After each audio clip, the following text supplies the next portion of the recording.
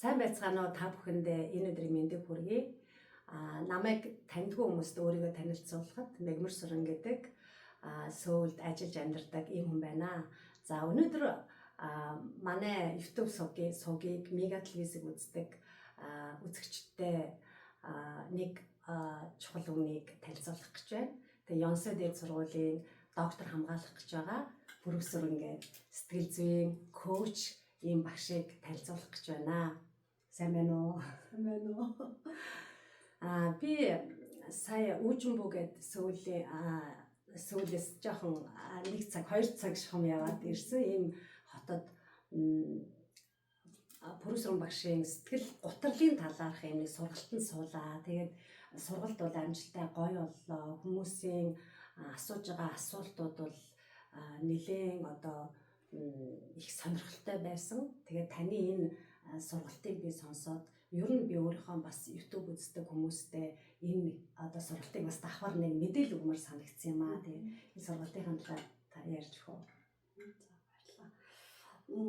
За энэ түрүүнд ингээд те бас энэ нэвтрүүлэгт оролцуулж байгаад их баярлалаа. Тэгээд өнөөдрийн ярилцсан сэдв маань болохоор сэтгэл гутралыг ерхэн даван туулах талаар байсан. За тэгээд ерөнхийдөө сэтгэл гутрал гэдэг бол маш түгээмэл те сэтгэлийн ханиад гэж нэрлэгдэх хүртлээ тийм түгээмэл сэтгэл зүйн асуудал сэтгэл янз бүрээр хэлж байна л да сэтгэл зүйн эмгэгч юм уу те сэтгэл зүйн өвчин болж байна. Тэгээд энэ утгаараа бас ялангуяа гадаадд байгаа монголчуудын хувьд дунд ч гэсэн нэлээд түгээмэл ажиглагдаж байгаа. За тэгээд гадаадд байгаа өөр улс орнд амьдарч байгаа монголчуудад яаж өмнөлөөтэйгээр сэтгэл гутралаа даван туулахад тусалж болох вэ гэдэг тал дээр судалгаа хийж үзэж байна. Тэгээд тэрнийхээ хүрээнд энэ өнөөдрийн сургалтыг бас хийсэн. Би тэгээ бас таны нөө сурж байгаа сургуульд чинь бас би нэлээ ер нь Ёнсо дээд сургууль гэдэг бол бас алдартай сургууль шүү дээ тий. Тэгээд сургуулийн талаар бас жоохон сонирхчих болох уу? За Ёнсо их сургууль бол нөгөө Солонгосын хувьд нөгөө Sky гэж нэрлэгдсэн 3 топ их сургуулийн нэг гэдэг шүү дээ. Тэгээд тийм сургуулийн нэг тэгээд ингээд ийм топтэй ийм сургууль сурж байгаад анзаарагдаж харж байгаа зүйл нь юу гэхээр юун түрүүнд бол ийм топ сургуулиуд бол сургалтын орчин маш сайтай байдаг. Номер 1 тэ үнэхээр сургуульд яг сургуулийн хашаанд ороод сургууль өөрөө тэнхимлүү очих хүртэл 30-40 минут болгохдаг ч юм уу маш том тэ. Тэгээд ер нь бол тийм хангамж бол маш сайтай. За хоёр дахь чухал зүйл нь багш нар маш сайтай. Үнэхээр гайхалтай мундаг багш нар байдаг. Бас ингээд дэлхийн олон мундаг алдартай сургуулиудаас бас авчирч зочин багш нар заалгадаг. За тэгээд дараагийнх нь нэг том анзаарсан юм их өндөр шаардлагатай ахтай шаардлагатай. Тэгээд даалгавруудаар ч юм уу тийм маш их шахдаг хин цаашаа маш өндөр төвшний цензур шаардлага тавьсан тийм даалгавруудыг 3 кредит авах гэж л бараг л жижиг хэмжээний диплом ажиллаж байгаа юм шиг тийм судалгааны ажил хийж ингэж явдаг. Тэгэхээр ерөнхийдөө ямар ч байсан миний зүгээр яг топ сургуулиудыг анзаарсан юм тийм бол маш сайн хангамжтай юм байна, маш сайн багш нартай юм байна. Оюутнуудыг эсэхэд тэгээ суралцж байгаа хавцад төгсгөл бол маш өндөр цензур тавьдаг юм байна л гэж харсан. Тэгэхээр та энд мэдээж монгол хэлээр сурахгүй гэж таараа. Тэгээд ямар хэлээр хамгаалах гэж байна? Хамгаалж сурч байна. Би болохоор англи дээр сурдаг. Тийм англи хэлээр хичээлүүдээ дандаа англи хэлээр авдаг. Тэгээд диплом авчихсан англи хэлээр. Тэгээ саяны сургалтын дээр яригдчихэж байгаа зүйлс болохоор зэрэг ер нь би миний олзуурсан зүйл болохоор одоо хүртэл нөгөө энэ судлагдж ирсэн тэр материалуудаас илүүгээр хамгийн сүүлийн үеийн судалгаан дээр тулгуурлагдж байгаа ч юм бол илүү миний бас сонирхлыг татлаад та энэ талаар юу хэлэх вэ? Тэгээ яг зөв өнөөдрийг хүртэл магадгүй Аз ч юм уу Монголд ч юм уу ингээд сэтгэл гутралын талаар нэлээд сүүлийн хэдэн жил яригдж байгаа болохоос ш ер нь бол баруунд ч юм уу Европт бол маш олон жил үргэлжилсэн тэгээд тийм судалгаа чийдчихсэн тэгэл бас юм бол нэлээд түгээмэл байдаг тийм асуудал байгаа байхгүй. Тэгээд харин өнөөдөр хүртэл саяхны хүртэл гэх юм уу яг юу гэж үзчихсэн бэ гэхээр сэтгэл гутралыг болохоор илүү тархитай холбоотой тийм хүний тархины жишээлбэл серотонины хэмжээ харцгүй бага байгаа учраас Тэ ийм угаасаа төрөлхийн серотонин хэмжээ багтай хүмүүс нь сэтгэл хөдлөлт ордог ч гэдэг юм. Тэгэж үзээд одоо тэрийг нь дэмжих нэмэгдүүлэх ийм тэ сэтгэл хөдлөлийн эсрэг тийм юм өгдөг ч юм уу. Тэгээд иймэрхүү хэв маяг илүү их зохиолж байсан. Тэгээд хүн ямар нэг бодлоор сэтгэл хөдлөлт ороод тэ ингээл одоо тест хийхэд сэтгэл хөдлөлийн одоо хүндөр туршилтанд ингээд орсон ч юм уу ингээл байж ах юм бол энэ тэр хүнд л одоо юм сэтгэл зүйч одоо сэтгэл засалч нар бол дандаа ийм санал болгох гэсэн. Одоо харин яг жоохон тэрний эсрэг те одоо үгүй ер нь бол зөвхөн тархины асуудал биш юм шүү. Зөвхөн физиологийн асуудал биш юм шүү. Харин сэтгэл хөдлөлд орсон байгаа учраас тархинд өөрчлөлт гарч байгаа юм шүү. Тэгээ илүү нийгмийн сэтгэл зүй талаас илүү нийгэм бидний амьдарч байгаа орчин байдал бидний амьдрал тохиолдож байгаа тэр одоо биднэрт одоо нүүдлээд байгаа тэр стресс асуудлууд ч юм уу эсвэл одоо хувь хүн тохиолдож байгаа тэр сэтгэл зүйн одоо хүнд нөхцөл байдал одоо асуудал хаацалж гэдэг юм уу те эсвэл одоо ганцаардалж гэдэг юм уу иймэрхүү зүйлүүд илүү одоо хүний сэтгэл хөдлөлд хөлөж байгаа юм шиг гэсэн яг энэ өмнө үзгээс нь илүү судлаач нар өөрөөрөө гараад ярьж эхэлж байгаа. Огт эсрэгээр болоод ирсэн биш үү те. Яг эсрэгээр биш гэхдээ яг хөө тийм юм байсан гэд боловч тэрийг нэг онцолдоггүй.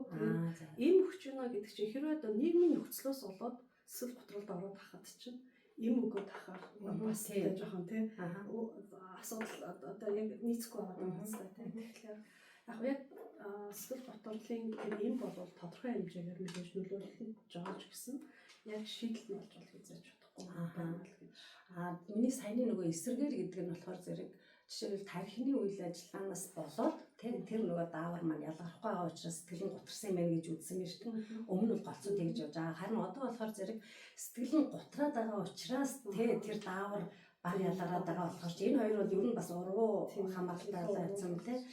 Тэгэхээр энэ сэтгэл гутралыг ер нь хэр ангилж одоо энэ саяны нийгмийн ингээ шалтгаалж байгаа гэдгийгсэн шүү дээ тийм. Тэгээ энэ дундаа одоо юу гэдэг миний одоо сэтгэл гутарсан байлаа гэж бодоход тэрийгээ би одоо мэдхийн тулд одоо ямар нэг юм нөгөө төвшин бас жишээлбэл байх те тэрийг одоо яаж яг хүний амьдралд тийм яг нэг хэсэг хугацааны туршид сэтгэл гунах готрох ч юм уу те сэтгэл дундуур байх уйтгарлах гунилах тийм үе бол мэдээж байдаг. Гэхдээ сэтгэл готрох эмгэг маань өөрөө илүү одоо ноцтой те илүү удаан хугацаанд үргэлжилж байгаа. Тэгээ илүү одоо хүний зан үйлд нөлөөлж байгаа те одоо ажиллах хөдөлмөрлөх чадварт ч юм уу нөлөөлж байгаа гэх мэтчил ингээд шинжилгэүүд эдрээд эхэлж байгаа хгүй. Тэгэхээр сэтгэл готрол руу оруулж байгаа гэдэг айгүй энгийнээр олоод тэгж хэлж болж байгаа. За тэгээ бидээ яг сэтгэл зүйч те одоо сэтгэл засалч нар болохоор зөвлөгч нар болохоор сэтгэл зүйн тестүүд аваад тэгээд тэр тестэн дээр тэгээ сорил аваад тэр сорил дээр үндэслээд яг хөнгөн ч юм уу те дунд зэргийн хүндөвтөр гэдэг яг тухайн сорилынхаа бас аюугаар хэмжээсээр ингээд хийж байгаа. Тэгээд мэдээж маш хүнд тийм ээ одоо хэлбэрийн тэм сэтгэл хөдлөлтөй хүмүүс бол заашгүй одоо тест хөдлөлийн юм хэрэглэх тодорхой хугацаанд за тэгээд ерөнхийдөө ихэнх тохиолдолд тийм хүмүүс болохоор сэтгэл засалж юмч тийм сэтгцэн инженерт илүү одоо инженер илүү одоо амжилт гэх юм уу тийм амжилттай болов дунд зэргийн ч юм уу хүндөвтөр тиймэрхүү байгаа тохиолдолд илүү зөвлөгч тийм сэтгэл зүйч нартай тийм хандаж зөвлөгөө авч тийм одоо тэр асуудлыг даван туулахад тусалцаа дэмжлэг авч болно гэсэн. Та саяныхаа сургалтын ер сэдвүүдээс нэг товч хуваалцж байна. Яг ерөнхийдөө ингээд сэтгэл готрлыг одоо яг юу яаж юм л сэтгэл готрол гэж яг юу вэ гэдэг талаар ингээд сургалтын дээр яриад тэрүүтэй хүмүүс одоо за би одоо зүгээр одоо хямарч байгаа юм уу эсвэл одоо сэтгэл готролтой байгаа юм уу гэдэг юм уу тэрийг тодорхойлох тест хийж үзэж байгаа. За тэгээд яг тест болгоноос олоод янз бүр байдаг олон тохиолдол 2-7 хоногийн сүүлийн 2-7 хоногийн туршид яг энэ шийдвэрийн дэлгэрч юм уу гэж тэгээд тийм төрлийн асуултуудтай бомхон товч тестүүд байдаг. За миний бодлоор Беккийн одоо сэтгэл готрлыг орчуулдаг тэр тестийг орчуулад тэгээд бас энэ судалгаанд зориулаад одоо судалгаанд оролцож байгаа хүмүүсээс тест ингээд авч байгаа. За тэгээд ерөнхийдөө сэтгэл готрлын талаар ойлголт өгөөд тэгээд тест үзээд энэ болохоор хүмүүс өөрсдөө нөгөө self report гэж хэлдэг өөрсдөө дүгнэлт тодорхойлдог тийм тест ахгүй. Тэгээд энэгээрээ өөрөө тодорхойлоод тэгээд би сэтгэл готролтой юм шиг байна уу юм шиг байна гэдэг дунд зэрэг байна те юм байж гэдэг нь ингээд тодорхойлж байгаа гэсэн. За тэгээд Үүн дээр холдны дарааныхаа дараа болохоор ерөнхийдөө яг бас яг сэтгэл готрол тий одоо юунаас олж үүсэж байгаа хүчин зүйлсүүдэд тодорхойлоод энэ болохоор би физиологийн хүчин зүйлс байж болно юу байж болно сэтгэл зүйн байж болно нийгмийн хүчин зүйлс байж болно. За тэгээд энэ талаар ерөнхийдөө хүмүүсийг энэ суултын залхам нь болохоор сэтгэл готрлын талаар сэтгэл зүйн боловсруулалт дэвшлүүлэхэд нь туслаж байгаа. Нөгөө талаар өөрийнхөө одоо сэтгэл готрлын төвшинг ч юм уу тий сэтгэл готролтой байна уу гэдгийг тодорхойлоход нь тусалж. За тэгээд тэрний дараагийн хоёр дахь гол хэсэгт нь юу тухай ярьсан бэ гэхээр яаж сэтгэл готролоо даван туулах вэ гэсэн тийм практик арга замууд дасгалуудыг ингээд ярилцсан байгаа. Тэгээд ер нь бол үүний дараа судалгааныхаа ажилдаа зориулаад үргэлжлүүлээд бүлгийн зөвлөгөө 8-10 удаагийн бүлгийн зөвлөгөө хийхээр төлөвлөж байгаа. Тэг ялангуяа хүн дэвтэр болон хүнд тийм сэтгэл готролтой гэсэн нэлээд өндөр оноотой гарсан тэр хүмүүсээ одоо бүлэг болгоод хамтдаа ярилцсан баг тийм. Тэгээд одоо яг тэр юу сэтгэл готрол үүссэн тэр юугаа одоо шалтгаалах юм уу тодорхойлох гэж оролдох тийм. Тэгээд бас түүнийгаа яаж даван туулж болох вэ гэдэг. Тэгээд тэр асуудлыг яаж шийдэж болох вэ гэдэг талаар ярилцах, харилцан бие биенээсээ суралцах, сонсох тийм би нэг тэгээд яг бүлийн зөвлөгөөнд орлох илүү нөгөө хувь өөрөө бас тийм нөгөө оролцож байгаа маань илүү ярих тийм өөрийгөө илэрхийлэх одоо тийм нөхцөлийг үүсгэх болцоо боломжийг гаргаж өгөх гэдэг бүлийн зөвлөгөөр зарласан байна. Түрүүнд яг миний нөгөө нэг тэр сургалтын үеэр анзаарч гэдгсэн нөгөө ер нь сэтгэл зүйн байдал юм уу сэтгэл готрол те янз бүрийн байдлаар ингээд шалтгаан байдаг гэдэг жаа шүү дээ.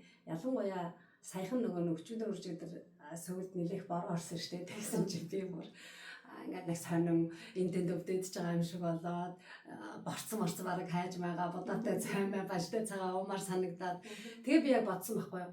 Хүү яагаад би ингээд сонин миний сэтгэл санаа юм болчихоо гэж бодож байсан байхгүй. Тэгсэн түрүүн таны юу нэр одоо монголчууд ч гэдэг ингээд нартай орчинд тэ одоо жилийн 4 уйлралд дандаа наран дор байдаг ийм ард түмэн бол бас гадаад амьдрахаараа зэрэг яадаг гэсэн чи би тэгвэл борооноос болоод сэтгэл жоох ингээ хямарсан байх гэд анзаарахгүй юу.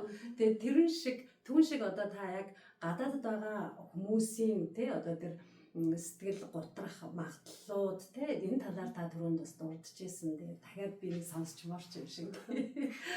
Яг сэтгэл готрол яг зөвхөн нэг өдрийн бороо ороод тэгээ сэтгэл тавг болох бол яг зөв байдаг л үзэлтэй. Гэтэ солонгост ингээд бүтэн сараараа өдөр ч юм уу бороо орох юм бол угаасаа өөрөөдөө жоохон галтай бүр ингээд сэтгэл санаагаа илүү ингээд хямрах готрох юмрхүү нөхцөл үүсдэг. Тэр юмрхүү жоохон жишээ ярьж байсан тийм. Тэгээ яг хамгийн гол нь яг цаг агаарын тэр нөхцлөөс илүүгээр яг хүний нийгмийн одоо хүчин зүйлс гадаадд байгаа тэр одоо сэтгэл готрол үүсгэх нийгмийн хүчин зүйлс гадаадд байгаа монголчуудад илүү их тохиолддог. Яагаад тэгэхээр нийгмийн талаас нийгмийн тэр дэмжлэг дутгах тий одоо харилцааны тэр хангалттай одоо тэр ойр дотны хүмүүстэй харилцахгүй байх, хүлээхгүй байх, хамтдаа одоо харилцан биеиндээ тусалж биенээ тусалж дэмжсэн тийм харилцаа үүсгэж чадахгүй байх тий. Тэгээд ерөн таныхаа хүмүүсээс туслан дэмжлэг авч чадахгүй байх.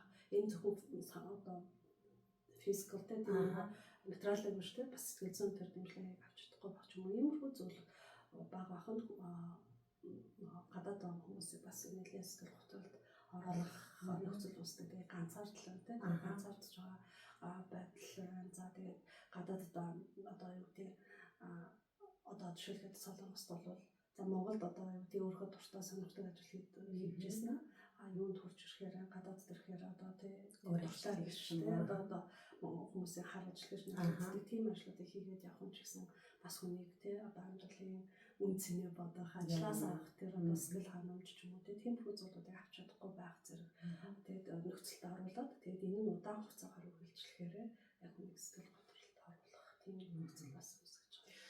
Тэгээд яг сэтгэл готарч байгаа гэдгийг хүн магадгүй за өөрөө анзаарлаа гэж бодъё. Гэтэл яг өнөөдөр бол бас бидний яриан сэдв болохоор гадаадд байгаа хүмүүсийн одоо сэтгэл зүйн байдал руу жоохон орой авчлаа л да.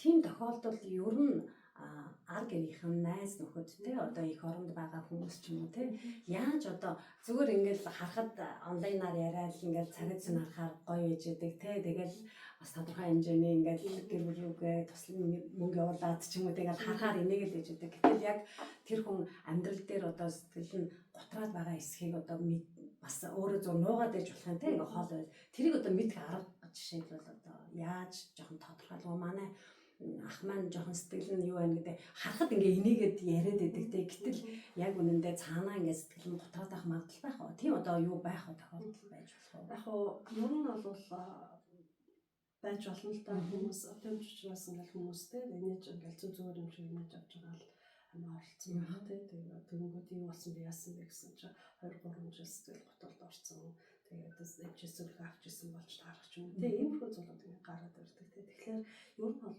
мэддэхгүй байх боломж маш ихтэй яг тэгэхээр ялангуяа одоо юу гэдэг нутагтаа байгаа ээж байгаа аавыгаа зоохгүй байж гэдэг юм үү тиймэрхүү байдлаар тэгээд дандаа болж байгаа бүтэж байгаа юм шиг тэр нөхцөл байдлуудаа харууллаад илэрхийлээд яваад ах юм бол мэдэх боломж аягүй хэцүү.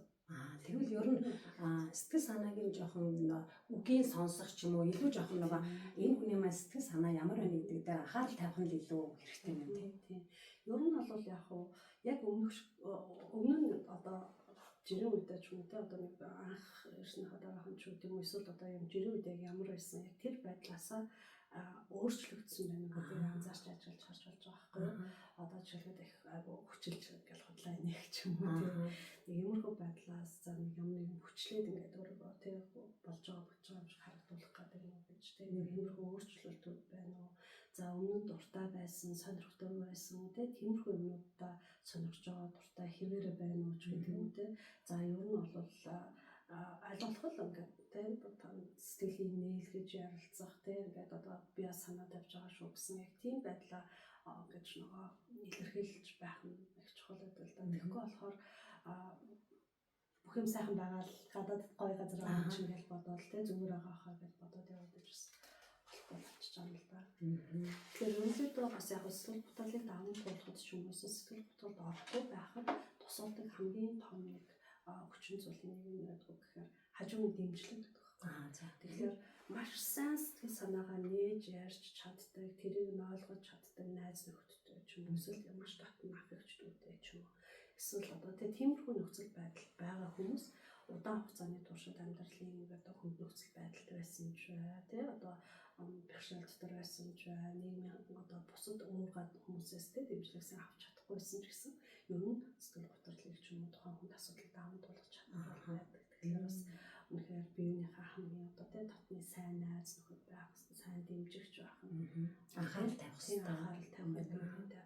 Анхаарал тавих нэг чухал. Тэгээд анхаарал тавьж байгаа харилцаж байгаа харилцаа ч гэсэн зөвхөн нэг талынх биш тийм.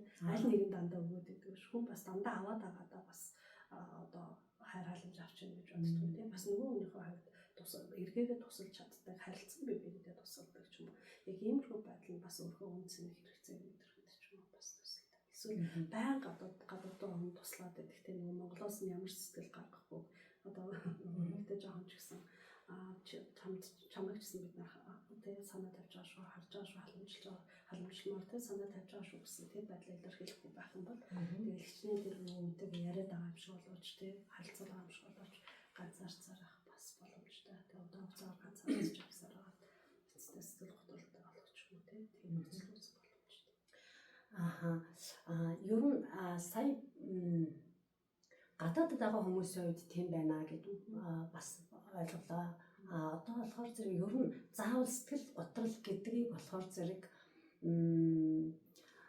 одоо би нэг юм ойлгож авсан. Надад бол сэтгэл готрол байхгүй гэж хүмүүс хөвчлэн боддог. Бас нөгөө талаар миний сэтгэл готраагүй байгаа гэдэг ингээ хүчээр ч юм уу ингээ бодоод байдаг. Тэгэхээр зэрэг хүн өөрийнхөө нөхцөл байдлыг харахтаа хүсэхгүй байгаа одоо сэтгэл готрлыг үл хүн гой зүйл гэж ойлгохгүй байгаа. Бас нөгөө талаар за сэтгэл готарч л байдаг. Тэгэл зүгээр болчдаг. Бас хөнгөн нэг тийм байдал асуудал шиг боддог бас тал байдаг те. Гэтэл яг үнэндээ сэтгэл готрол гэдэг бол тийм одоо нөгөө та түрүүнд ханиацтай зүйрлж яриадсан те. Тийм одоо нэг авч хэлцэхгүй байгаад иж болохооргүй энэ зүйлүүд байгаа байхгүй тий. Бүр ингээд маш их юм хор хөнөөл бүр тэр байтугай амь насантай хүртэл холбоотой асуудлууд байдаг. Тэгээд энэ болохоор ийм болохоор та энэ сэдвийг сонгосон уу? Тийм ер нь бол яг хуу бид нар бас яг би бас юг нэг талаасаа угаасаа дэлхийн нийтээр сэтгэл хөдлөлийг одоо сэтгэлийн ханиад гэдэг нэрлээд байна. Нөгөө талаар ерөнхийдөө бас яг би зөвөр биеийн ханиад тусдаа ч гэсэн би бас ингээд харьцуулаад төстэй санагдаад байдаг байхгүй яг тэгэхээр хүн болгон тодорхой хэмжээгээр ингээд ханиад тусаал болиол ингээд явж байдаг шүү дээ. Гэхдээ хэрвээ тэр ханиад хүндэрх юм бол хатгаа болоод ч юм уу ингээд улам ингээд юу болдог шүү дээ. Амь насны аюултай хүртэл явах боломжтой тийм. Тэгэхээр ханиад дэвж хамаагүй бай таахгүй байх юм бол тэгээ улам тэрийг өвдрүүлэхтэй муудах юм хийгээд явах юм бол угаасаа хүндрэг. Яг тэрнтэй адилхан сэтгэл зүйн хувьд ч гэсэн сэтгэл готолд орсон байлаа гэж бодоход тийм. Заримдаа тийм амьдралд нь арай тийм одоо юу гэдэг яг тэр сэтгэл готол үүсгэж исэн нөхцөл байдал нь өөрчлөгдөд ч юм уу аяндаа өөрөө зүгээр болох боломж байна.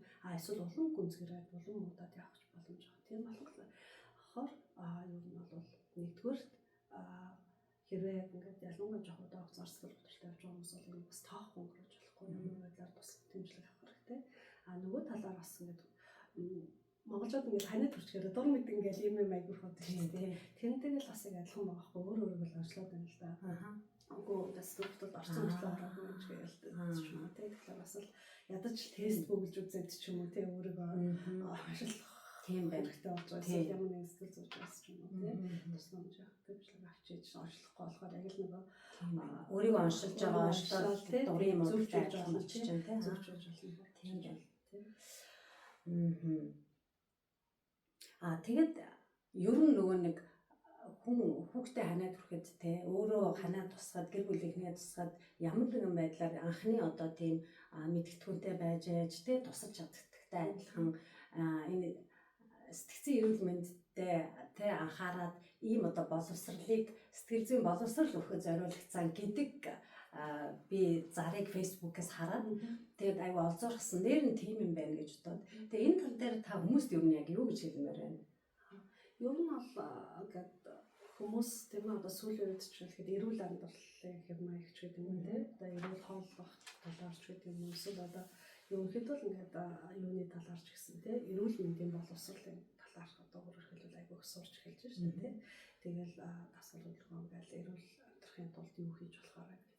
Яг үүнтэй адилхан сэтгэл зүйн хувьд ч гэсэн эрүүл ахын тулд сэтгцэн тийм хувьд эрүүл ахын тулд бас тодорхой хэмжээний боловсролыг олж авах тийм ингээд энэ талаар мэдлэг мэдээлэлтэй болж авах нь яг өөрийгөө болон гэр бүлийнхаа эсвэл найз нөхөд ойр дотныхоо хүмүүст ч гэсэн тийм бас тодорхой хэмжээгээр одоо тэр хүмүүсийг ойлгох гэдэг эсвэл өөрийгөө ойлгох гэдэг эсвэл тусал дэмжиж ч юм тодорхой хэмжээгээр давуу тал өгнө гэж харж байгаа байхгүй. Тэгэхээр зөвхөн сэтгэл хөдлөл гэдэг бол зөвхөн нэг хэсэг шүү дээ. Тэгэхээр бас сэтгэл зүйн ерөнхийдөө одоо стрессийн талаар ч юм уу ойлголттой болоод тийм яаж стрессээ тайлах уу гэдэг талаар мэдлэгтэй олчих ч юм уу тийм. Одоо сүүлийн үед энэ зүйлүүд маш их ярьжлаа л да. Тэгэхээр одоо хүмүүсээс яг энэ сэдвээр их сонирхож сонсдог бас болж байна тийм. Тэгээд сэтгэл зүйн эрүүл мэнд гэдэг бол зөвхөн бас хувь хүнээр тогтохгүй тийм хувь хүний одоо өөрийн сэтгэл зүйн асуудлууд байна, гэр бүлийн харилцаа байна, тийм хүүхдийн хүмүүжүүлэлт маш олон зүйлүүд байна. Тэгээ энэ талууд дээр хэрэгтэй чухал сайн номуудыг унших ч юм уу, янз бүрийн подкаст, тийм хичээлүүдийг сонсох, сурах, хамрагдах, тийм одоо энэ хүү лекцүүдэд хамрагдах ч юм уу. Ингээд явснараа хүмүүсийн сэтгэл зүйн бас боловсрол болж авах боломжтой. Одоо болж байна. Тэгээд энэ бол бас нэг үе бодвол маш түнмэлтэй хүмүүс хүртээмжтэй бас болж байна. Тэгэхээр энэ боломжийг ашиглаад хүмүүс бас ерөнхийдөө бас энэ тал дээр сэтгэл зүйн боловсрол эзэмшээд аваасаа л гэж боддог. Тэгээд энэ бас эргээд одоо асуудлаас хүндрэхээс ч юм уу тийм. Ингээд амьдралтай тусдаг. Энэ дээр ер нь би нэг одоо ялангуяа сая оны өмнө Солонгосын нөгөө жүжигчин амиа оролцсон шүү дээ тий Оскарын шагналж жүжигчин. Тэгэхээр ямар хүмүүстэй ингээд огт одоо нүур авалзаагүй хүмүүстэй ямар их хүмүүс одоо ингээд гашуудажтай бүр тий ямар их юм болоо тий тэгээд яг тэр үед бас би ч гэсэн ингээл би бүр амар шүтэн бишрэл тэгдгүй байсан хэрнээ яагаад тэр хүнтэй ингээд сэтгэлийн хуваалцаад тэг хүн алдсан байж болно те. Яагаад ингээд нэг дотныхоо найздаа те хуваалцахад нөгөө найз нь нэг таашруулаад мэдээж нэг тийм байсан л байх л да. Гэхдээ л нэг өстэй тэр өвхөл төрөхгүй байх хэмжээний нэг юм сэтгэл ингээд жоохон ч гэсэн гаргацсан бол энэ хүний амь ингээ аврагдах байсан байна. Гэтэл тэр хүн нэг л хүн шүү дээ те. Гэтэл Солонгост бол амь хорлолт бол маш их байдаг те. Одоо ер нь бол хаасайг ингээ ихсчээд байгаа. Тэгээ голцвол ард нь дандаа сэтгэл готрол ингээ холбоотой явж байгаа болохоор би тэр үеэс ер нь бол би одоо сэтгэл зүйч биш юм чинь те. Би одоо энэ салбарын хүн биш юм чинь гэхээсээ илүү ер нь одоо өөрийгөө анхаарал бас хажуудлынхаа хүнд ч гэсэн энэ сэтгэл готрол гэдэг юм байх вэ гэдэг дээр нэг хүний оролцоо ч гэсэн одоо их чухал юм байна гэж нөгөө ойлгож авсан. Тэгээ энэ дээр та бас яг юу хэлэх вэ? Хүмүүсийн оролцоо гэдэг дээр тийм харин тийм яг хүмүүс бас сэтгэл готрол гэдэг бол зүгээр нэг энгийн зүйл биш шүү тий. Энэ ч бас хүндрэхээр тий нэг амиа хорлоход хүртэл хүргэж болдог шүү гэдгийг ойлгоод авчих юм бол сэтгэл нь готроод орсон байгаа хүний за битгий маяглаад бай гэлээ тий яагаад унжаад байгаа юм босооч гэдэг ч юм уу тий нэг иймэрхүү байдлаар тий дандаа нурмааж ахын ч гэх юм ингээл одоо нэг тиймэрхүү байдлаар хандахгүй байх л гэж бодож байна л да. Тэгэхээр энэ чинь бас одоо чөлөөд хадар туссан үнийг ч юм уу жишээлхэд яагаад нурмаагаад байгаа юм бас гэхгүй шүү дээ ингээд ядраа өвтчих байхгүй тий. Тэрэн шиг энэ чинь бас тий нэг төрлийн бас өвчтэй адил өвчин юм байна шүү дээ. Туслан дэмжлэг хэрэгтэй юм байна шүү. Даван тулахт нь тий ялангуяа халамж дэмжлэг их чухал юм байна шүү гэдгийг л ойлгох юм байна. Тэгэхээр яг таны энэ сургалт тий одоо бидний бас өнөөдрийн энэ нэвтрүүлэг маань ч гэсэн ер нь бол тодорхой хэмжээгээр бас бидний оролцоонд бол бас хүмүүст маань ойлголт өгөхөд бас үр дүнтэй ийм цаг болж байгаа гэж би найдаж байна. За ингээд манай үзэгч та бүхэн бас битэрийн ярилцлагыг сонсож явах хугацаанд манай сувагт дагаад subscribe болон лайк дараарай. Тэгээд бас магадгүй чимээгүй хүн шиг гэртээ бүгээд тэ чимээгүй хүн шиг хүнчлээ толгойд өгөөрэй нөмрөөд магадгүй чимээгүй хүн шиг уйлаад байж байгаа тэ хэн нэгэнд бас таны шеэрлсэн тэр бичлэг очоод хэн нэгний бас гоё тэр сэтгэл готрлаасаа гараад гэгийн замаар явах тэ өөрийнхөө тэр сэтгэл готролыг давах бас тийм нэг гоё сэжмэн болоосой гэж бодож байна. За ер нь энэ сэтгэл готрлаас гарахад одоо ямар аргууд бас эмчилгээний байх вэ? Яг зүгээр хувь хүн тийм одоо за би өөрөө явж хөсгөл тулд орсон байна. Би өөрөө ямар нэг арга хэмжээ авмаар байна ч юм те. Тийм алтмуудыг бол бас хийж болно шүү дээ. Тэгэхээр ялангуяа Монголын нөхцөл гадаад монголчуудын хувьд одоо тэр болгон сэтгэл зүйч хандаад зүгээр хахтай боломж байдаггүй. Хэлний бэрхшээл, санхүүгийн бэрхшээл. Гэхдээ яг бас сүүлийн үед бас тэгж нэг онлайнаар зөвлөх авах боломж гарчлаа л да. Хэрвээ хувь хүн өөртөө яг туслаа гэвэл юун төрөнд би яг юунаас эхлэхээ гэж боддгоо гэхээр сэтгэл готролд орсон хүмүүс дандаа өөрийнхөө талаар дандаа сөрөг муу зүйлийг бодож байдаг. Сөрөг муу зүйлийг өөртөө хэлж байдаг тийм. Өөр хүнд хязгаарч хэлэхгүй тэр муухай зүйлийг болохоо өөртөө хэлж байдаг тийм. Ста бүтлгүй амтан хамгүйсэн хазаацсан одоо юу гэдэг бүхэл таарч гэдэг юм тийм. Гэтэл хичнээн бүтлгүй юм хийсэн ч гэсэн хажууд хүнтэй бол хэлж хэлэхгүй шүү дээ. Тэгсэн мэт л өөртөө хайрлахгүй, өөрийгөө одоо өөртөө аягүй тийм хатуурхаж ханддаг тийм хатуу сөрөг өсүүдийг хэлдэг боддог тийм. Тэгэл дандаа нөгөө бүр ингээд туйлшруулдаг тий дандаа тэгдэг ерөөсөө бодгоо ч гэдэг юм. Иймэрхүү ингээд нөгөө бодол санаа болон өөртөө хэлж байгаа үү бас анхаарад тэгээд иймэрхүү зүйл хэлээд эхлэх юм бол тэгээд яг тэр анзаарч болно шүү дээ. Би өөртөө ямар үг хэлээд байдгийг ингээд. Тэгэхээр хэрвээ тийм үг яриад эхлэх юм бол юу яаж болж байгаа вэ? Би ингэж хэлэхгүй шүү дээ. Цосоод өгч юм. Тэгээд өөр зүйл хийдэг. Эсвэл илүү эсэргээр нь эрэг сайнаар зүгээр шүү дээ би хэлээгүй шүү дээ. За эрэг зүйл болгодог ч юм уу тийм. За бас зориудаар одоо ч үлээ тасгал хөдөлгөөн ч юм уу. Эсвэл одоо сэтгэл готолд орсон хүн жишээлхэд нөгөө аль болох ингээл гэртээ бөгөөд ч юм уу тийм аль хүн найз нөхөд хүмүүстэй уулзахгүй тийм тэгэл ингээд өөрийгөө бас ингээл тусгаарлал хийдэг. Тэгэхээр яг энэ байдлаа нэг мэдж байгаа бол зориудаар төлөвлөгөө гаргаад за би 7 хоногт 3 удаа заавал алхана. Би юу заавал нэг удаа найзтайгаа уулзаж хоол идэх юм тийм үү те. Иймэрхүү зориудаар ингээд төлөвлөгөө гаргаад хүмүүстэй харилцах төлөвлөгөө, хүмүүстэй нөхөрлөх харилцах тийм төлөвлөгөө эсвэл одоо тасгал хүлгэн бол бас сэтгэл хөдлөлөөс гарах маш том юм болдог.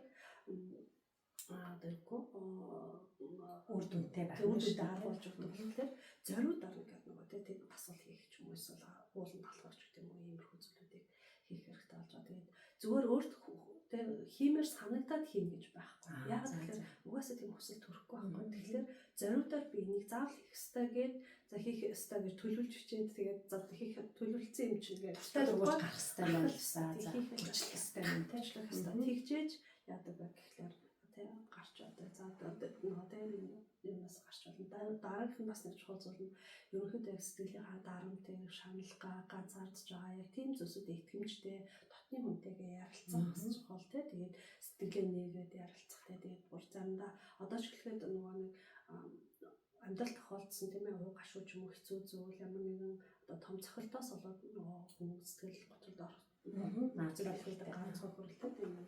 Тэгэхээр тийм зүйлүүдээ ингээд одоо итгэмжтэй бас нөгөө яриаг нь цааш нь дамжуулаад яриад ахааргүй тийм дотныхоо хүнтэй ч юм уу ингээд яриад тэгэх юм бол бас ингээд сэтгэлээ нэгээд тийм ярилцах гэдэг тийм боломжтой. Тэгээд би бас хүмүүст юм их тэгж хэлдэг байхгүй юу. Ингээд хүн нэг удаа ингээд ярахаар юм байдаг.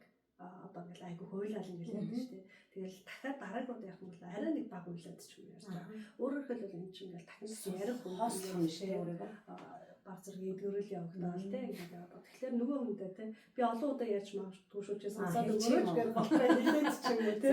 Тэгэх юм бол ойлгомжтой. Тэгээд тэгэхгүй болохоор нөгөө сайн ойлгохгүй хүмүүс болохоор яаж байгаа гэхээр энэ удаа хэдэн удаа ярих юм ингээл те. Яриад хуйлаад байх ингээл те. Тэгэхээр юу гэж ойлгох вэ гэхээр энэ хүн ингэж дахин ярьснараа юу яаж байгаа идэгч байгаа. За энэ гэхдээ одоо анх уйлал ярьжсэн бол дараагийн 2 3 дахаас арай гайгүй болно гэдэг бас ойлгох хэрэгтэй. Энэ яриад уйлал энэ хിവэрэл байгаа дах юм байна гэж үтгэе одоо энэ тийм ингээл гайгүй идэгрээл зөв тийм ингээд сэтгэл нэгдэл ингээд яваад байхгүй тийм болохоор тэгээ хамгийн сүрдээ нэг хэсэг хугацааны дарааг одоо ярихдаа тэр зүйлийг тийм өөрөөр шалгаж зоосон тэр зүйлийн тухай ярихдаа шилжээд ойлгохгүйгээр тийм ингээд тийм тайван ярьж чаддаг болж байгаа. Тэгэхээр тэр зүйлийг тухайн сэтгэл зүйд нөлөөлнө багсч байгаа гэсэн болж тийм. За иймэрхүү байдлаар бас яг сэтгэл зүйч байхгүй байгаа тэгээд одоо бас боломжтой тийм хүмүүс тусч болох юм. Тэгээд за бас ерөнхийдөө мэдээж юу нойр бол бас их чухал байдаг. Тэгэхээр одоо сэтгэл готролд орсон хүмүүс нойр утах бол эсрэгээрээ зөндөө хунтаад байт юм шүү. Хоёр аз. Юу зарим хүмүүс бол нойр болчтой. Зарим нь болохоор бүр асар их бүр заримдаа 20 цаг ч хамаагүй. Тэгэхээр ерөнхийдөө бас яг нойрыг хэвэн болгох тийм нойрны хэмнэлийг зөв болгоход бас маш их анхаарах хэрэгтэй. Тэгээд аль болох тэгэл яг бүр хүндэрсэн тийм одоо нэг шөндөө 2 цагаас ч илүү унтахгүй хаадаг тохиолдол тэгээд нойрны юм дээр хэрэгэлдэг шүү дээ. Тэгэхээр бас хэтэрхий нойрны юм хэрэглэх юм бас юу яадаг л да нэг нойрнаас хамааралтай болдог тийм. Тэгэхээр өөр аргаар жишээлбэл өдөржингөө гадуур алхаад ч юм уу дуунаад ч юм уу явахаар би физиологи төрсөн тийм юм шүү дээ. Тэгэхээр жоохон унтах ч юм уу тийм унтдаг ч юм уу нэг тэгэж бас тэгээд аль болох нөгөө орчин ингээл одоо мэдээж одоо нойрны тухай гэх юм бол дахиад зөндөө ярьж болно шүү дээ. Тэгэхээр ямар ч байсан нойрны хэмнэлээ зөв зөвтэй олох анхаарах нь бас чухал. Тэгээд хамгийн гол нь өөртөө хахир хандаж өөрийнхөө эсрэг тий өөрийнхөө дотор сөрөг зүйлийг бодож сөрөг зүйлийг ярихгүй байх. За өөрийгөө сайн хайрлах бол гутралаас гарах бас нэг том арга зам байх нь тий. Тэгээ бас өөрийгөө хайрлах гэдэг өөрөөдөө суугаад бас хэрэгцээ хоригч сэтгэлгээ олж байх тий. Олон өөрийгөө өрөвдөлөө би хөдөлж чадахгүй гэдэг бас болохгүй юм тий. Ямар ч байсан өөртөө илүү хатар хатуу хандхаас илүү эерэг хандвал гэсэн л тийм. За бас түрүүнд нөгөө нэг айгүй энгийн арга тэр их айтан санагдсан нөгөө нэг амин тоостой органик зүйлээр имээр биш тэгээд яг органик зүйлээр яг энэ сэтгэл готролыг одоо хайрлах тэр аргууд бас их айтайхан сонсогдчихсэн. Та тэр талаар нэг жоохон дурдаад. Тэгээ яг сэтгэл санааг сэргээхэд одоо жишээлбэл хөндлөнгөөс тусалж болохоор зарим зүйлс амлалт жишээлбэл одоо эссенциал тийм essential буюу тийм амин тоснууд гэж нэрлэж байгаа. Тэр тоснуудын зарим нь болохоор хүнийг тайвшруулж байдаг, зарим нь гоё сэргээж өгч байдаг тийм сэтгүүлсийн төвлөрөө тосч байдаг. Тэгэхээр бол тиймэрхүү зүйлүүдийг бас өнөртэй өөрөнд нь одоо сэтгэл готролд орсон байгаа хүнийг өрөөнд ингээд тавиад ууршуулах ч юм уу. Тэгээ иймэрхүү зүйлүүд нь бас цаанаас нь нөгөө нэг тийм хүний биед нь бас жоохон тийм сэргийх тийм бас боломжийг өгдөг. За амин дэмүүдэн тийм тэгээд бас одоо ядаж л нойрны юм юуснаа мелатонин гэдэг ч юм уу тийм тиймэрхүү байдлаар тийм ингээд амин дэмүүдийг бас хэрэглэх. Яг тэгэхээр сүлбэлд орсон хүмүүс ч өөрсдөө бас нөгөө хоолны нөгөө юм нэг бол хит боломжтой эсвэл бас юусаа идэхгүй байх боломжтой. Айгу бага идэх ч юм уу тийм хоолны сонд дуршилгүй болох болгоцсон. Тэгэхээр бүр бас амин дэмүүд дутагдaltaд орж байгаа. Тэгээд эргээд нөгөө амин дэмүүд дутагдал нь бас одоо магний дээр ч юм уу дутагдаад ирэхээр буцаал бас экстра санаанд нөлөөлөд ч юм уу тэгээд явчих. Тэгэхээр бас амин дэмүүд бас байж болж байна. За тэгээд юм стресстэй сэтгэл хөдлөлтөд удаа явсад хүн гэл маш их бие чангалал тийм хатуур бол эргээл энэ настай галцдаг санаанд нөлөөлөлд орчдөг тийм. Тэгэхээр массаж хийх ч юм уу эсвэл йог бясалгал хийх. За амьсгалын дасгал бол маш чухал байдаг. Амьсгалын дасгалаар тийм одоо өөрийгөө тайвшруулах, стрессээ бууруулах, за мөнхөд ч гэсэн тусалж байдаг тийм. Тэгэхээр яг иймэрхүү бясалгал хийх ч юм уу тийм иймэрхүү зүйлүүд бол бас их тусалдаг. За эмийн ургамлууд байна тийм. Тэгээд дотроос стресс тайлах, тайвшруулах, унтуулах ч юм уу тиймэрхүү нөгөө эмийн ургамлаар хийсэн юмнууд байдаг шүү дээ. Нөгөө хүнсний нэмэлт витамин шиг зүйлсүүд байдаг шүү дээ. Тиймэрхүү зүйл бас байж болно. Мэдээж эрүүл хооллолт сахарын тийм сахар бага хэрэглэх ч юм уу хэд боловсруулсан зүйлс бага хэрэглэх гэх мэтчлэн иймэрхүү зүйлүүд ч гэсэн бас тодорхой хэмжээгээр тийм сэтгэл хөдлөлийг сайжруулахад нөлөөлдөг. Тэгэхээр ерөнхийдөө бол нэлээд жоохон цогц маягийн гэж бас хэлж байна. Тэгэхээр яг сэтгэл готрлын яг ямар нөхцөлд энэ ч хандах хэрэгтэй вэ? За нэг тэр хүн тэр амиа хорлох хийж байгаа бол амиа хорлох ерөөс яг тийм хүсэл санаа төрвөлөө санаа нэлийн хүчтэй турж байгаа тохиолдолд бол эсвэл одоо ямар нэг байдлаар гэвэл хэнийг хүн амиа хорлох хийсэн бол за энэ удаа яачлаа одоо дараагийн гайгүй илүүдэж ч юм уу тийм бодохгүйгээр юм л сэтгэл зүйч нэг төрөнд хандах хэрэгтэй. Хоёрдугаар нь ерөнхийдөө бол бас сэтгэл готролт чинь өөрөө нөгөө хөдөлмөрийн чадвар алдагдaltaараа номер 1-д явдаг тийм сэтгцэн юм байхгүй. Тэгэхээр бас яг тэгэхээр тийм зан үйл тийм одоо тийм хөдөлмөрийн чадварт нь сөргөд нөлөөлж байгаа бол энэ ч тастай юм тийм. Тэгэхээр хүн одоо санаанд өгөөж жишээлбэл юм байх уу? Хүмээр байна ч гэдэг юм амьдрал аягүй утгагүй анаач гэдэг юм ингээд ярьлаа гэж бодъё. Өсө тийм нөхцөл байж л байдаг шүү дээ тийм. Тэгэхэд одоо тэрийг ингээ анзаарахгүйгээр аах зүгээр цаадах чинь санаандгүй ингээл ярьчлаад ингэж бас ингээ тоохгүйгээр орхиж болохгүй нэ. Яг ерөнхийдөө бас зарим айгүй эмоцтой хүмүүс байдаг шүү дээ. Тэгээд одоо юу гэдэг юм бол олж хөөд юм гэж гэдэг юм уу гэх. Тэгсэн дараа нь болоо зүгээр ингээ жаргамаар ингэж амжилгаар явж байдаг ч юм уу та.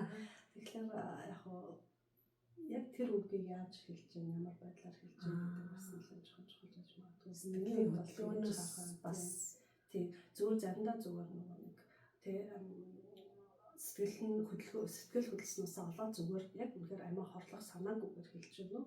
бас тийм тохиолдол байх юм бас нэрсэр байх боломжтой. Харин үнэхээр яг амиа хорлох гэж байгаа хүмүүс байгаа. Заримдаа ер нь амиа хорлох гэж бодлого хийсэн хүмүүс олон удаа бас хэлээд байдаггүй бас хүмүүс бас байгаа. Гэхдээ ингээл юм хүмүүс тарааж өгч юм уу ч юм уу тийм бас нэг тиймэрхүү шинж тэмдгүүд хэлрээ дээр бол бас тэгэл нэг хамаг одоо юу ширээ дараал гэнтхэн хамаг бэлдээ дараач юм шиг нэг хэлж байгаа л тэгж бол амиа хорлох бас нөхцөл байдаг болохоор тиймэрхүү зүйлүүдээр анхаарч бас хэрэгтэй. Заримдаа хүмүүс үнэхээр амиа хорлолмоор санагдаад байдаг. Тэгээд бас тэгтээ бас мэдээж хүн амиа хорлох бүсгүй шүү дээ. Тэгэхээр нөгөө тусламж зөвлөлт авах үед бол өөртөө би амиа хорлоо гэж үзсэн юм тийм. Яг тэгэж ингэж байгаа бол ерөнхийдөө аюул ноцтой авч үзэх хэрэгтэй байхгүй. Тэрнээс чинь уурлал бухимдал ингэж байгаа тохиолдолд тэгж хэлэх юм уу гэдэг бас жоохон бас тийм ээ тийм. За ер нь бол ямар ч тохиолдолд мэрэгчлийн одоо сэтгэл зүйчд хандаад тийм бас тухайн хүнийхээ сэтгэл санааны тогтвортой байдлыг нь атна анхаарах нь бол зүй зохистой юм байна гэж ойлгочлоо тийм. За тэгээд би түрүүний нөгөө нэг сургалтын тэр лекцэн дундаас нэг юу айгу авсан. За жишээлбэл аав нь юм уу ээж нь тийм ингээд сэтгэл нь готарцсан тэгэл яриа нь одоо үргэлж готранг ч юм уу тий өмссөн утсан одоо ясна нэг фэйсбુક дээр явуулсан юмс хар утсан өмссөн бол сэтгэл готарцсан гэдэг шиг одоо нэг юм тийм нөлөөллүүд жишээлбэл нь шүү дээ. Яг тэр сэтгэл готролын нөлөөлөл яг орчин нөхцөлдөө ер нь бас ямар байх вэ? Тэг ялангуяа одоо эцэг эхчүүдийн хувьд хүүхдэд нөлөөлөх нөлөөлөл бас нэлээд энэ юу байна гэдэг түрүүнд анзаарчихсан тийм. Яг нь ер нь сайхны хүртэл сэтгэл готрлыг удамшдаг гэж ярьж байсан. Өөрчлөлтөө ярьж байсан. Магадгүй одоо ч гэсэн зарим тэг хэрэг одоо сурагчдад унших юм бол тэг удамшлын талаар бас ярьж байгаа байхгүй.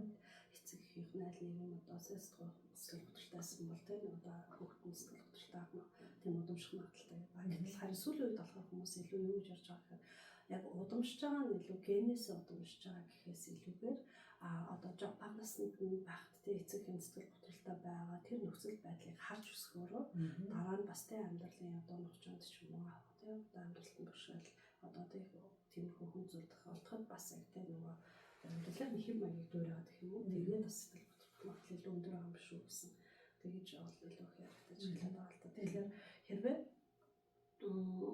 тэгэхээр одоо жишээлбэл ямар нэгэн асуудал үүсгэхэд л тэ ээж нэгээс сэтгэлээр унаал ихтэй дөгдөг бол дараа нь том болоод охин ч гэсэн ямар нэгэн асуудал үүсгэхэд бас сэтгэлээр унаал тэг магадлал илүү өндөр байх юм шиг тийм байна. Нөгөө талаараа бас удаан хугацаагаар эцэг эхийн сэтгэл готролтой тийм байдалтай явах нь одоо хүүхдийг бас хүүхдийн сэтгэл зүйн тийм хүчтэй травмаг бас үлдээх боломжтой.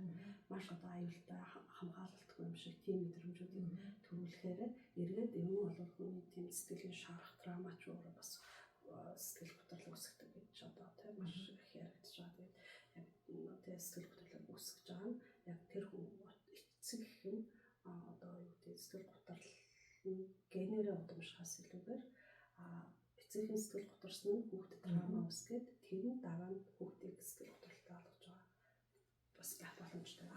Тийм байна. Тэгэхээр тэр бол бас нэлээд нөгөө нэг бодвоштой зүйл байгаа байхгүй тий. Өнөөдөр би ингээд амьдралын одоо ямар нэгэн нөхцөл байдлыг давж чадахгүй сэтгэлийн готроо байж хахад надаар дуусахгүй миний үр хүүхэд тэгээд үр хүүхдэд гээ ингээд бодохоор ямар ч ээж аав ер нь бол өөрийнхөө сэтгэлийг нэг жоохон тийм готрлын хэв шинж одоо харагдах юм бол ямар нэгэн байдлаар давж туулаад үр хүүхэдтэй бол ерөөсөө сэтгэл санааны одоо хэвийн нөхцөл байдлаа харуулах бол бидний бараг үүрэг хариуцлага юм байна шүү дээ. Ер нь бол тийм яг хөө мэдээж тэгж чадвал аяасан. тэг чадгыг хичээж шүү дээ одоо тийм тэгж чадвал мэдээж аяасан. Гэвч бас яг одоо нэг талаас нь маань одоо нэг зөвөр нэг тухайн үеийн сэтгэл хөдлөл биш байгаа. Тийм ялж байгаа. Ингээд гэдэг болохоор энэ ч бас одоо хүсэж байгаа учраас одоо хөвтөд байгаа биш л байна тийм. Цаана ялж заавал тусламж хэрэгтэй байна. Тийм ер нь туслам дэмжлэг хэрэгтэй. Гэхдээ тэр нь бол заавал яг сэтгэл зүйчин биш гэж болно тийм. Найз бүтэн сайн туслам дэмжлэг эсвэл яг тэр сэтгэл готрлыг үүсгэж байгаа нөхцөл байдлыг одоо нийгмийн зүгээс тийм одоо өөрчилж өгөх юм уу тийм ийм нөхцөл байдлууд ч гэсэн бас туслам дэмжлэгтэй байна. Тэгээд түрүүнд бас нөгөө одоо ер нь бол нөгөө нэгдүгээр сэтгэл зүйн гутралаас болоод сэтгэлийн гутралаас болоод өвчин үүсдэг бас ингээд бүр даамжраад өөр өвчин болдог гэдэг зүйл надад бас энэ бас айгүй тийм яана гэдэг улаан гэрэл ассан хоёр дахь юм болохоор зэрэг одоо ямар нэг жишээлбэл илэгний тэр нэг эмэнд ордог найрлагаасаа хамаарат буцаад тэр найрлага нөгөө нэг сэтгэл готролд нөлөөлдөг байх ийм нэг эмнээс хамааралтай хоёр юм байсан. Тэгээ энэ тал дээр ер нь бас энийг хүмүүс бид нар бас мэдчих хэрэгтэй байна. Тийм гэж бодсон. Жишээлбэл ерөнхийдөө бол яг бид нар сэтгэл готрол үүсгэхэд нөлөөлдөг төр хүчин зүйлс болохоор бие физиологийн хүчин зүйл, сэтгэл зүйн хүчин зүйл, нийгмийн хүчин зүйл гэдэг хуваачиж байгаа хэрэг. Тэгээд яг бие физиологийн талаас гэдэг нь болохоор одоо жишээлбэл дааврын өөрчлөлт ч юм уу тийм бас яг эмийн хэрэглээ гэдэг орчиж байгаа. Зарим нэг хавдрын юм ч юм уу зүрхний зовчны зарим юм ч юм уу за бас зарим одоо нэг тэр юм дээр дэлгэний вирус остоодаг тэр юм дээр ч юм уу. Ингээд ерөнхийдөө бид нэр янз бүрийн эмнүүдийн зааврыг харах юм бол тэн дээр бас юу гэж гарч ирж байгаа бичигдсэн байдаг вэ. Тэгэхээр нөгөө хортой нөлөөлөл гэдэг дээр сэтгэл санааг тогтворгүй болгох ч юм уу, сэтгэл хангах ч юм уу, сэтгэл готрох ийм нөхцөл бас үүсгэх боломжтой. Нөгөө өөр өвчнийг эдгэх гэж байгаа болж сэтгэл санаа бас эмийн хэрэглээ бас нөлөөлөх боломжтой. За тэгэл бас нөгөө бамбаа болчихгоо одоо бас нөгөө өөрчлөлтөж гэсэн хүний биед бас би нөлөөлөд тэгээд тэрнээс болоод бас сэтгэл готрол үүсгэх ч юм уу эсвэл хүнд өвчтөнд туссан хүмүүс те одоо хамтартай ч юм уу тийм хүмүүс бас те одоо ингээд эдгэрхгүй болчлаа гэж сэтгэл санаа унах ч юм уу те иймэрхүү бас бие биесийн талаас сэтгэл готрол үүсгэх боломжууд бас байна. Тэг яг хөө зүгээр нөгөө сэтгэл готролч бай, их хэмжээний стресс ч бай, янз бүрийн сэтгэл зүйн юм өвчлөлүүд нь эргээд бас бие физиологитой нөлөөлөхтэй, биед нөлөөлөх одоо psychosomatic өвчин гэж нэрлэдэг байхгүй. Тэгээд тийм өвчнүүдийг бас бий болгох боломжтой. Тэгээд жишээлбэл ходоодны шарах ч юм уу тийм юм маш санаа зовсноос болоод нээлттэй ходоод шарахтай болж байгаа. Тэг яг мэдээж ингэ тайлбарлах юм бол цаана ноолын юм яригдчих болно л доо. Гэхдээ хамгийн гол нь яг бие физиологт маань одоо сэтгэл санааны хувьд өвчлөлтөө одоо яг эргээд бидний бие махбодыг тийм бидний эрхтнүүдийг өвчлөх боломжтой гэж ойлгох бас болно. Тэгэхээр бас сэтгэл санаа одоо сүүлийн бас адилхан тааш тийм маш олон өвчин сэтгэл санаанаас үүдэлтэй байна тийм. Сэтгэл санаанаас үүдэлтэй гэдэг нь үтийгээд өвчөж байгаа шахах. Сэтгэл санаа нь удаан өвчтэй болсноос бие нь өвчтэй болж байгаа гэж байна. Тэгээд ер нь бол энэ сэтгцийн асуудал гэдэг бол юусан нөгөө гол процесс нь толгой дотор л явагдчих гэж байна тийм. Тэгээд тэр бол нэр нь бас л энэ толгойчд ямар их юм агуулж явдгийг. Тэгээд бид нар бас энэ дээр ер нь бол ингээ бас судлаачдэгтэй тий эрдэмтдэгтэй бас энэ шийдлэх ухаан ингэж хөгжиж байгаа нь бас биднэрт илүү юм бас сэтгэл зүйн эрүүл мэндийн боловсрал олох гээд одоо тусалж байгаа юм олон гой боломжууд үүсч чадвал бол бид нар баяртай байна. Ялангуяа одоо YouTube гэх юм сайхан тий онлайн ертөнцид ийм гой боломжууд их байна. Тэгээд одоо бидний ярилцлага өндөрлөх гэж байна. Тэгээд таны одоо өндөрлөхийн өмнө хэлэх бас таны сэтгэлийн үг ямар байгаа л гэж бодож байна тий. За ямар ч гэсэн ингээд тий юунда ураад ингээд ярилцлага авсан баярлалаа. Тэгээд бас ингээд зорж бас сургалтанд маань хурж ирсэнд баярлалаа. Тэгээд яг зөвөр сонсож байгаа хүмүүст хандаад хэлэхэд те ямар нэг байдлаар өөрсдийнхөө сэтгэл зүйн те эрүүл мэндийн төлөө хаалт тавьдаг байгаасаа те сэтгэл зүйн эрүүл мэндийн талаар те боловсруул мэдээллийг олж аваасаа гэж хүсэж байна. Тэгээд олон одоо иймэрхүү те подкастууд ч юм уу янз бүрийн сэтгцийн эмч нарын бас гоё подкастууд зөндөө гардаг болсон байлээ. Тэгээд тиймэрхүү зүйлүүдийг уншаас сонсоос бас олон гоё сэтгэл зүйн номнууд бас Монгол хэлээр маш их орчуулагдаж зүйлүүд гарч байгаа тийм. Тэгээд тэр зүйлүүд ч гэсэн бас одоо сайн тийм юу гэх баха мэдлэг боловсруулах баха гэж найдаж байна. Тэгээд эрэл хайгуул хийж хүчрэл зүтгэл гаргах чухал байдаг. Тэгээд өөртөө болон орчмынхаа тийм хайртай хүмүүстэй бас тэднийхээ сэтгцэн эрүүл мэндэд ч гэсэн бас анхаарал тавьдаг байгаарай гэж хэлмээр байна. За баярлалаа. Тэгээд бас дэлхийн хөгжилтэй хөл нийлүүлэн те бидний одоо их хэллээс суралцсан зүйлээ дахиад хэл даван суралцаж өөр дэлхийн хэлээр те биднэрс олон одоо шинжлэх ухааны шинэ нээлтүүдийг бас судлан ийм гой даруухнаар бас биднэрт хүргэж байгаа те таны докторийн хамгаалтын ажилд амжилт хүсье. Тэгээд үнэхээр бас биднийг бурхан энэ цэцгнээс ч илүү үзэсгэлэнтэй хүн бүрийг бүтээсэн гинлээ. Тэгээд үнэхээр манай энэ нэвтрүүлгийг үзэж байгаа та бид ингээд ийм гоё цэцгнээс ч гоё бүтээгдсэн бид бүхний амьдрал бас өдөр болгон амар тайван тэгээд сэтгэл хангалуун баяр хөөртэй байхыг хүсэн өрөөж байна. Баярлалаа. Баярлалаа.